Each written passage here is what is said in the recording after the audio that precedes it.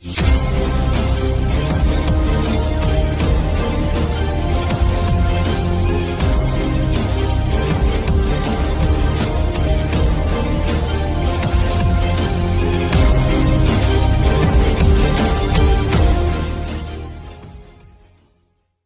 मुस्लिम बहुल क्षेत्र के गौस नगर, मुजफ्फरपुरा, ताजनगर में कोरोना वायरस के प्रकोप का असर बेवारस कुत्तों पर भी नजर आ रहा है और ये भूखे कुत्ते खाने की तलाश में खाना न मिलने के चलते अपना आपा खो रहे हैं। इनमें कुछ कुत्तों को तो खुजली भी हो गई है, जिसके चलते ये और ज्यादा अब उधम मचाने लगे हैं। इन बेवारस कुत्तों ने समस्त क्षेत्रवासियों पर अपना धावा बोलना शुरू कर दिया, फिर चाहे पैदल चलने वाला हो या मोटरसाइकिल पर। ये बेवारस कुत्ते इन पर दौड़कर हमला कर रहे हैं, जिसके चलते अब तक कई लोग गंभीर रूप से घायल भी हो चुके हैं। जहां क्षेत्र में कोरोना पॉजिटिव मरीज भी मिल रहे हैं तो उनके घरों के सामने कंटेनमेंट जोन घोषित कर दिया गया है, लेकिन ये कंटेनमेंट जोन मानो इन बेवारस कुत्तों का भी अड्डा बन चुका है। क्षेत्र में इधर उधर हमले की घटनाओं को अंजाम देने के बाद में ये बेवारस कुत्ते इसी कंटेनमेंट जोन के अंदर आकर आराम कर रहे हैं। दिन ब दिन ये बेवारस कुत्तों का आतंक क्षेत्रवासियों पर बढ़ता ही जा रहा है और इन बेवारस कुत्तों ने अब के प्रत्येक ठिकानों में घूम घूम कर नागरिकों पर हमले करने की घटनाओं को अंजाम देना शुरू कर दिया है। इस संदर्भ में क्षेत्रवासियों द्वारा कई बार शिकायत भी की गई है, लेकिन उचित कार्रवाई न होने के चलते यहाँ के क्षेत्रवासियों को इसका खामियाजा भुगतना पड़ रहा है। क्षेत्रवासियों की मांग है कि इन बेवारस कुत्तों को तुरंत ही पकड़कर उचित स्थान पर महानगर पालिका द्वारा छोड़ा जाए, जिसके चलते क्षेत्रवासी राहत की सांस ले सकेंगे।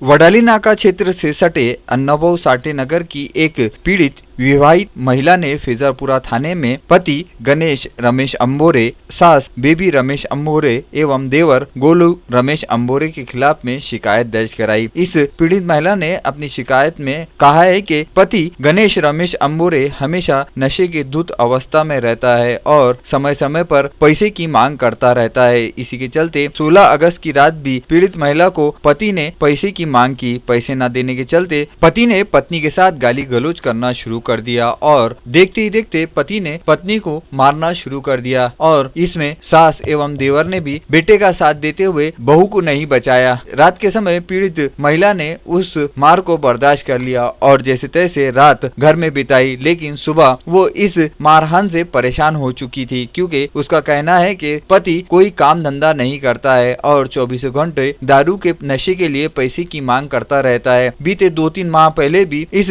पीड़ित महिला ने पति द्वारा दी जाने वाली तकलीफों के चलते जहरीली दवा का सेवन कर लिया था, लेकिन समय बीतने के पश्चात पति ने आकर पत्नी को मनाकर दोबारा से घर लाया, लेकिन घर आने के पश्चात फिर से पति का वही रवैया शुरू हो गया। इस बात से आहत होकर 3 मासूम बच्चों के साथ में आखिर पत्नी ने फिजापुरा थाने में अपनी फरियाद दर्ज कराई और इस संदर्भ में फिजापुरा थाने के वरिष्ठ पुलिस निरीक्षक पुंडलिक मेश्राम ने तुरंत ही उस महिला की फरियाद का दखल लेते हुए आरोपी को पुलिस स्टेशन में तलब किया। आगे इस मामले की जांच फिजापुरा पुलिस स्टेशन द्वारा की जा रही है। कोरोना वायरस महामारी के दौर में भी अब भी ऐसे कई व्यक्ति है जो नाजुक परिस्थिति को भूल, परिवार को भूल केवल नशे के आदी हो चुके हैं और इसी के चलते उनका परिवार बर्बाद हो रहा है, किंतु उन्हें ये बात समझ में नहीं आ रही है और इस पीड़ित महिला को अपने ससुराल में किस प्रकार की परेशानियों का सामना करना पड़ रहा था, आइए जानते हैं। चंदा गणेश अंबोरे। काय घटना घडली तुमच्या सोबत? ते दारू पितात। कोण मा मिस्टर। अच्छा। त्याच्यानंतर मी धुणं भांडे करतो, धुणं दररोजचे पैसे मागतो तो, त्याने पैसे दिले तर बरं, आता मारमोड करतो, घरातलं भांडे फिंडी ठेवते। तुमच्या नवऱ्याचं नाव? गणेश अंबोरे। कुठे राहता तुम्ही? वडाली। मागे पण तुमच्या सोबत काय घटना घडली होती? घटना झाली ती माझ्यावाली, मी यायचे पैसे रागावर मी औषध घेतलं होतं। औषध घेतला होता? हा। त्याच्यानंतर मग आईच्या घरी मी 1 महिना राहिले। तसं हे नागडूर लागलं होतं, त्याच्यात मला मी त्याच्यातच चालली आली, डबल हे फोन करत जा, आता करणार नाही असं तसं असे म्हणत जा। त्याच्यानंतर मग त्याच्या म्हटलं मी एका शब्दाने ऐकले, आई बाबा नाही म्हणत, तरी मी आली।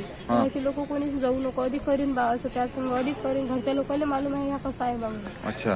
त्याच्यानंतर मी आली, लोकांचं कोणाचं मनानं ऐकलं नाही, मी आली, ह्या म्हटलं असं वाटेल ह्या सुधरण बा, तर मी धुणं भांडे करतो, मला 3 लेकरं आहेत।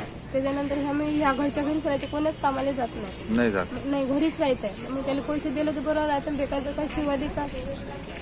अजून किती लोक आहेत तुमचे इथे सासरवाडीला? आमच्या सासरवाडीला तर लयच होणार. त्याच्यानंतर मला फक्त देरानं फक्त डोकं धरलं, लाईने देरानं आणि गोल्यानं मग शिवा गाळ गेली, नवऱ्यानं मारलं, मला हात माझ्या सासून घेतलं धरलं. तर मग आता एवढे येतात, मग मी मारेन का ते मारतील तुम्ही विचार करा. आता तुम्ही कोणाची रिपोर्ट, कोणाच्या नावाची रिपोर्ट दिली? मग मी फक्त गणेश अंबोरे, बेबी अंबोरे, मंगेश अंबोरे आणि गोलू अंबोरे, हे 4 लोकांच्या नावाची कंप्लेंट दिली तुम्ही तोंडी. आता मग तुम्हाला जेवढं आज सकाळी काय घटना घडली? हे 4 लोकांनी मिळून मारहाण केली? सकाळी काहीच नाही झाले सर, फक्त रात्री झालं. रात्री असं वाटलं हे बंद आहे म्हणून ऑटो बिटो रात्री ऑटोवर आली, पण बंद होता ऑटो कोणाचं नव्हतं म्हणून मी आज सकाळी आली इथं. आता काहीच नाहीये. आता आम्ही आलो ना, आता आईच्या घरी चालली मी. आईच्या घरी झाल्यावर आता तिथं हे करतो, मग अधिक मी गेल्यावर याने तमाशा केला. मग हिचे माय रागावर यानं काही नाही घ्यावं म्हणून मी तुमच्यापर्यंत आले. आईचं घर कुठे आहे तुमचं? आईची मदापुरी आहे, आईच्या गावाला चालली मी. बरं, ठीक आहे. 17 अगस्त की दोपहर अमरोती शहर के इरविन चौक स्थित वंचित बहुजन आघाड़ी के सैकड़ों कार्यकर्ता नजर आए और ये सभी कार्यकर्ता एडवोकेट दीपक सरदार के आह्वान पर एक जन आक्रोश मोर्चे में शामिल होने आए थे और इस जन आक्रोश मोर्चे की शुरुआत भारत रत्न डॉक्टर बाबा साहब अम्बेडकर की प्रतिमा को माला अर्पण कर एवं नमन कर की गई। आपको बता दें कि वंचित बहुजन आघाड़ी की ओर से 7 मांगों को लेकर ये भव्य जन आक्रोश मोर्चे का आयोजन किया गया था और इस मोर्चे की शुरुआत इरविन चौक से की गई। इस मोर्चे की मुख्य मांगे ये थी कि नांदेड़ जिले के मालेगांव में भारत रत्न डॉक्टर बाबा साहब अम्बेडकर के पुतले के हाथों को उंगलियां काटने वाले मुख्य अपराधी को तलाश कर उसके खिलाफ कठोर कार्रवाई की जाए। कोरोना के काल में सामान्य गरीब जनता के ऊपर जो इलेक्ट्रिक का बिल लादा गया है उसे माफ किया जाए। चांदू रेलवे की दुखदपूर्ण घटना जिसमें प्रियंका सोनोने ने आत्महत्या की और उसका आरोपी अब भी खुलेआम शहर में घूम रहा है, उसके आरोपी पर कठोर कार्रवाई कर उसे न्याय दिया जाए। रमई घरकुल योजना की निधि उपलब्ध नहीं होने के चलते सैकड़ों रमई घरकुल योजना के लाभार्थी अब भी घरों से वंचित है, उन्हें तुरंत ये निधि उपलब्ध करवा कर उन्हें घर का बसेरा दिया जाए। डिगर गवान तालुका अमरोती के गावठान जगह पर बीते 30 वर्षों से लुम्बिनी बुद्ध विहार बना हुआ था। इस संबंध में अधिकारियों ने मिलीभगत करके लुम्बिनी बुद्ध विहार को तोड़ने के आदेश निकाले हैं। इन आदेशों की जांच करते हुए सदर आरोपियों पर कठोर कार्रवाई करते हुए सैकड़ों हजारों करोड़ों अम्बेडकरवादियों को न्याय दिया जाए। केकतपुर निवासियों पर जो 307 का अपराध दर्ज किया गया है उसे तुरंत रद्द किया जाए तथा साहूर तालुका भातकोली के 1976 के बुद्ध विहार को नियमकुल किया जाए। इन सभी मांगों को लेकर एडवोकेट दीपक सरदार के नेतृत्व में वंचित बहुजन आघाड़ी के कार्यकर्ताओं ने अपना समर्थन जाहिर किया और इरविन चौक से भारत रत्न डॉक्टर बाबा साहब अम्बेडकर के जय घोष के साथ में इस जन आक्रोश मोर्चे की शुरुआत की गई और ये मोर्चा धीरे धीरे अपनी मांगों की आवाज को बुलंद करता हुआ गर्ल्स हाई स्कूल चौक पहुंचा। गर्ल्स हाई स्कूल चौक पहुंचने के पश्चात जन आक्रोश मोर्चे के पदाधिकारी और कार्यकर्ताओं ने बीच रास्ते पर बैठकर अपनी मांगों की आवाज को बुलंद करते हुए यातायात जाम कर दिया और अपनी मांगों का बुलंद नारा लगाते हुए समस्त आस पड़ोस वासियों को भी इस बात का एहसास दिलाया कि वंचित बहुजन आघाड़ी जो मांगों को लेकर जिलाधीश तक पहुंच रही है वो मांगे सभी मान्य होनी चाहिए। और फिर ये कारवां धीरे धीरे आगे बढ़ता गया। जिलाधीश कार्यालय पहुंचने के पहले ही गाड़गेनगर पुलिस ने कड़ा बंदोबस्त कर रखा था और इन सभी वंचित बहुजन आघाड़ी के पदाधिकारी और कार्यकर्ताओं को जिलाधीश कार्यालय के पहले ही रोका गया, लेकिन हजारों वंचित बहुजन आघाड़ी के कार्यकर्ताओं ने अपनी मांगों के चलते यहाँ पर भी अपनी आवाज बुलंद की और न्याय मांगने के लिए अपनी बात जिलाधीश तक पहुँचाने के लिए कहा।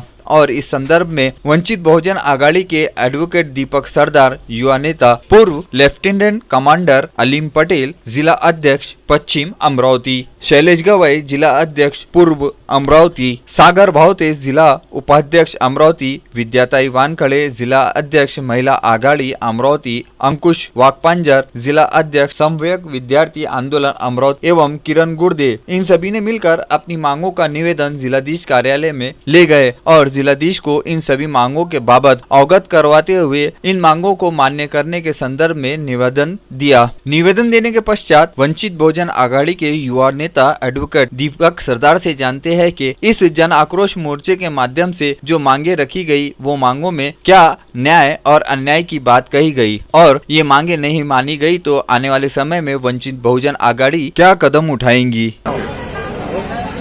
आज दिनांक 17 ऑगस्ट 2020 वंचित बहुजन आघाडी अमरावती जिल्ह्याच्या तर्फे आज भव्य मोर्चाचं आयोजन केलेलं आहे।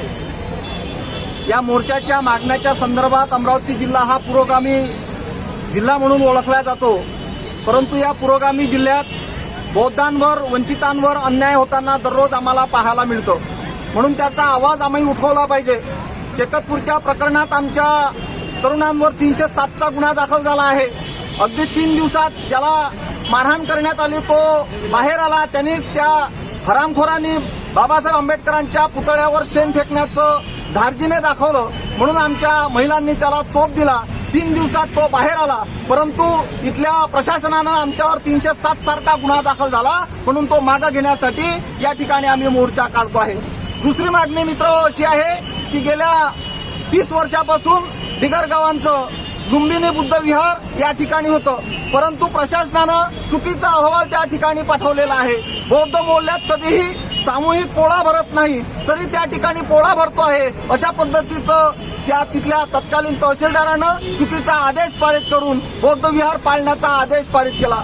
धारोड्याच्या प्रकरणात त्या ठिकाणी पंचशिलाचा झेंडा हरामखोरांनी उपळून टाकला, त्याच्या विरोधात त्यांच्यावर कारवाई झाली पाहिजे। या अनेक मागण्यासह आम्ही या ठिकाणी भव्य जन आक्रोश मोर्चा काढतो आहे। मित्रहो, या ठिकाणी पुन्हा आम्हाला असं वाटते की डॉक्टर बाबासाहेब आंबेडकरांच्या पुतळ्याचे त्या नांदेडमध्ये बोटं कापण्यात आले, शिवाजी महाराजांचा अपमान करण्यात आला आणि वीज बिल या ठिकाणी कोरोनाच्या काळात ते माफ केलं नाही। हा मोर्चा घेऊन आम्ही शासनाला अत्यंत कळकळीनं विनंती करणार आहोत, त्वरित आमच्या मागण्या मान्य करा, अन्यथा आम्ही रस्त्यावर अमरावती जिल्हा पेटवून दिल्याशिवाय राहणार नाही। म्हणून ही मागणी आम्ही कलेक्टरांच्या माध्यमातून इथल्या मुख्यमंत्र्यांना पाठवणार आहोत। त्योहारों के मद्देनजर आकोट शहर में पुलिस ने रूट मार्च का आयोजन किया गया था और ये रूट मार्च का आदेश जिला पुलिस अधीक्षक श्रीधर ने दिया था। इस आदेश पर अमल करते हुए आकोट शहर के थानेदार संतोष मोहल्ले, ग्रामीण के थानेदार ज्ञानोबा फड़, तेलारा के थानेदार विकास देवरे, हिवरखेड़ के थानेदार आशीष लोहागड़े, पुलिस उप निरीक्षक ठाकुर, आकोट शहर पुलिस की टीम एवं ग्रामीण पुलिस की टीम के अधिकारी कर्मचारियों के साथ में आरसीपी की टीम एवं खुफिया विभाग के रंजीत खेड़कर ने अपना महत्वपूर्ण योगदान करते हुए संपूर्ण आकोट शहर में रूट मार्च किया। यह रूट मार्च गणेश उत्सव, कावड़ यात्रा, पोला उत्सव को मद्देनजर रखते हुए किया गया और इस रूट मार्च में शहर की जनता से यह आह्वान किया गया कि सुरक्षित रहे, शांति बनाए रखे। जनता के हित में पुलिस प्रशासन ने बारिश के बावजूद संपूर्ण आकोट शहर के विभिन्न क्षेत्रों में जैसे शिवाजी चौक, जस्तम चौक, जवाहर रोड, याकूब पटेल चौक, शौकत अली चौक, यात्रा चौक के मुख्य मार्गों से ये रूट मार्च किया। कोरोना वायरस की पार्श्वभूमि के साथ में आने वाले समय में त्योहारों के मद्देनजर पुलिस प्रशासन पूरी तरीके से किसी भी परिस्थिति को निपटने के लिए तैयार है। ये बात आकोट शहरवासी सहित समस्त जनता को अवगत कराने के लिए इस रूट मार्च का आयोजन किया गया था और इस रूट मार्च की समस्त आकोट शहरवासियों ने सराहना करते हुए सभी थानेदारों का भी अभिनंदन किया। आकोट से रहमत खान की यह रिपोर्ट।